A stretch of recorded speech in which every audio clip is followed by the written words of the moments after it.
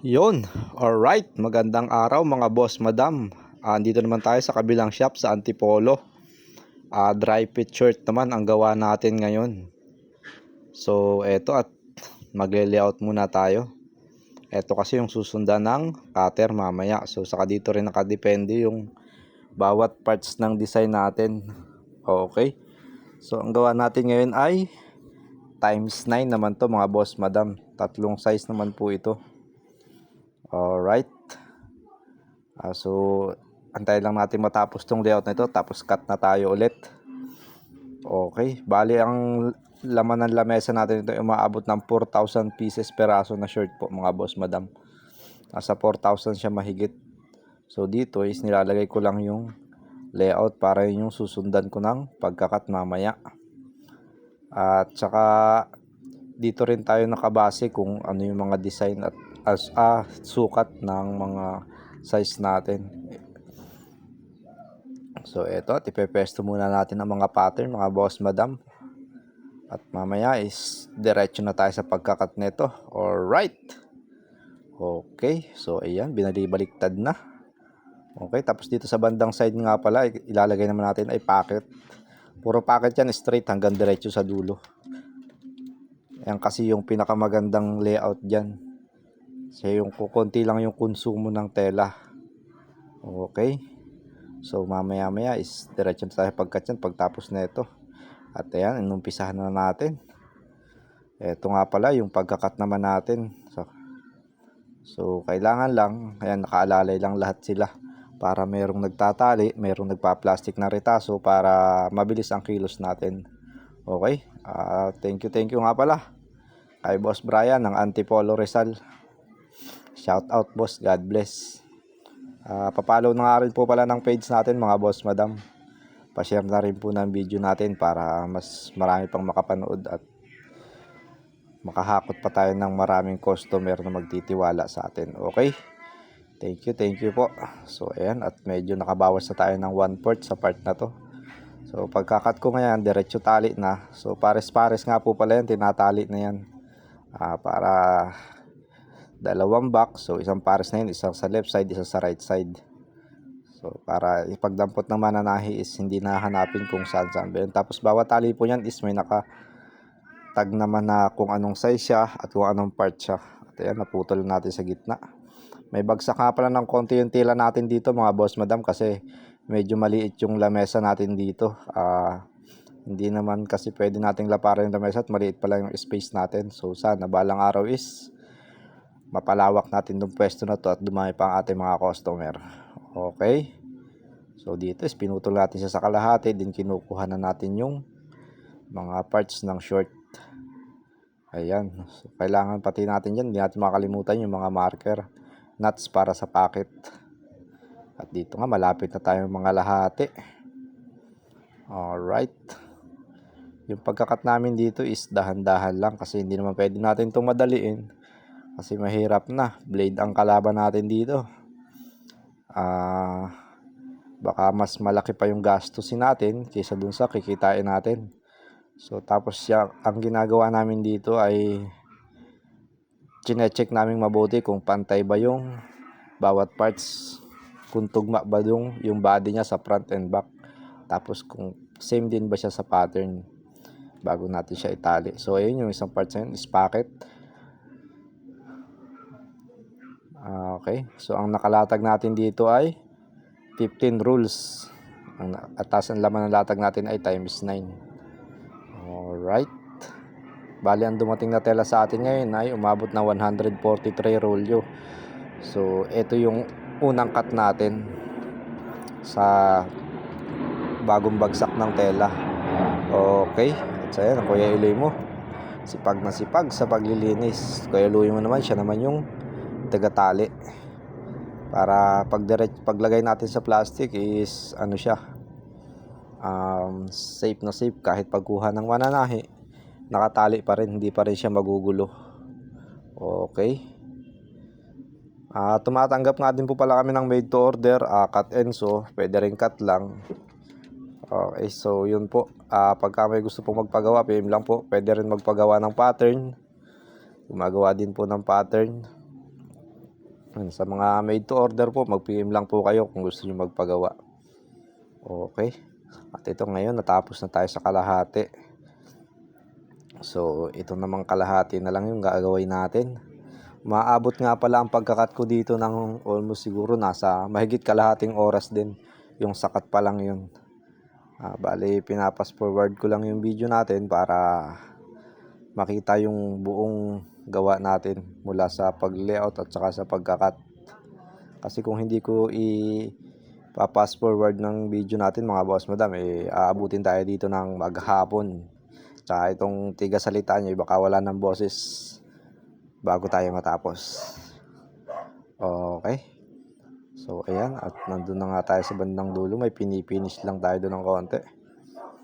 Kasi mamaya is lilipat na naman tayo dito sa part dito sa may malapit. Kasi yung nandito sa part na nandito sa malapit naman is ito yung bali ano pa nga pala yan, tapatan ang ginagawa kong pag-layout. So pag malaki yung back, tatapatan natin ng front na mas maliit naman para magkasya sa lamesa yung layout natin sa tela. So hahanapan lang lagi natin siya ng pinakamagandang combination ng layout kung saan tayo makakatipid para lagi tayong good sa buyer at marami pa sa ating magpagawa. Okay. So ayun, at medyo slow mo lang natin yung video kasi para makitang-kita nyo kung paano yung process ng pagkakat natin. At ayan nga, talagang dyan matututukan nyo kung paano yung diretso o daan ng blade. Ito nga palang shop na to sa Antipolo is sa may barangay Upper Seta din lang po ito.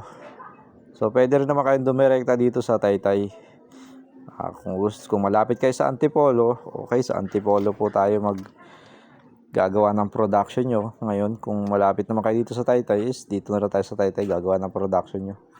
Pero ang mismong tahian ko po is dito sa Antipolo. Yung lahat ng ginagawa ko sa Taytay is dito rin sa Antipolo ko binabagsak pagkatapos.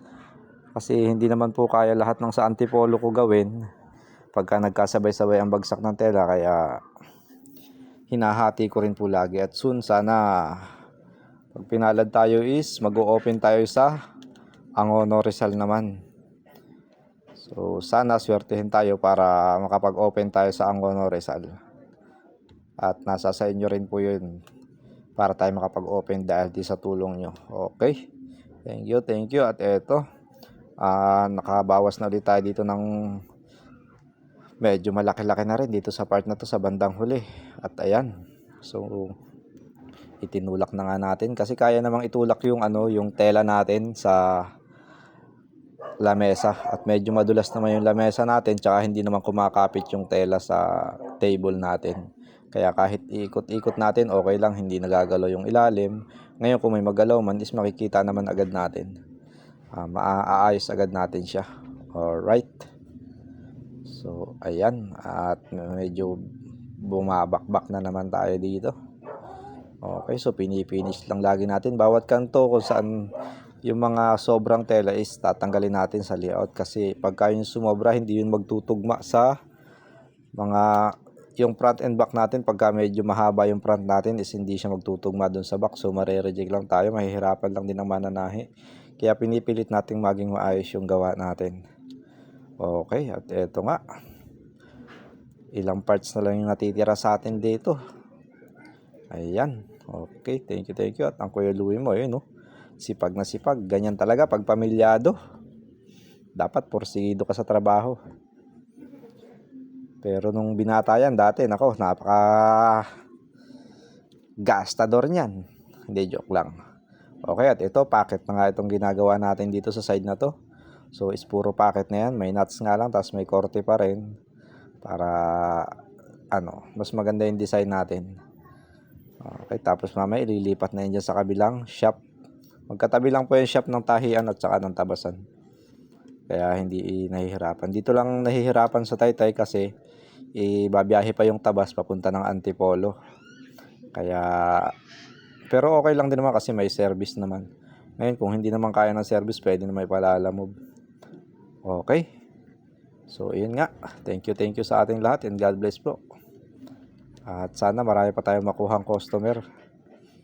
Basta yung po lahat ng gustong magpapatabas or magpapa-MTO or pwede rin cut and sew, pwede rin magpagawa kayo ng pattern is available po lahat yan. Mag-PM lang po kayo sa akin. Lahat po yan is ginagawa natin. Alright. Tapos wag mong kakalimutan mag-share o mag-follow. And thank you again. Alright. Nakatapos na naman tayo ng isang set sa maghapon na to. So next naman natin is dry fit uli. So bali aabutin kasi tayo dito ng 6 na set yung dry fit natin. Ang ginagawa lang natin minsan 15, 16 ng isang latag, isang cut natin, 15 rolyo, 14 rolyo. Ayan, so kung ilan yung dating natin, dinidivide natin kung saan tayo mapapadali. Minsan kasi may sobrang dalawa, so ini-extend lang natin yung latag. Ginagawa lang natin minsan na times 3 lang pagka medyo kukunti na lang yung rolyo. Pero pagka maramihan pa is ginagawa natin yan.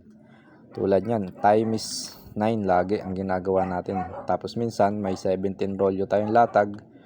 Pero kalimitan latag natin dito is 15 rolls mga boss madam. So ayan, papalo po Boss Ray Motovlog. Thank you. And God bless po sa atin lahat. So ngayon, pagtapos nito is magse-settle naman kami para sa next na gagawin. So ipa-plastic na to kasunod, tapos ililipat na sa kabilang shop. At doon naman siya tatahiin. So sa next is ibibideo ko nga po pala yung mga production naman ng pagbubuo nito. Abang-abang lang po kayo lagi and pa-support na lang po ng page. Thank you po mga boss madam at God bless po.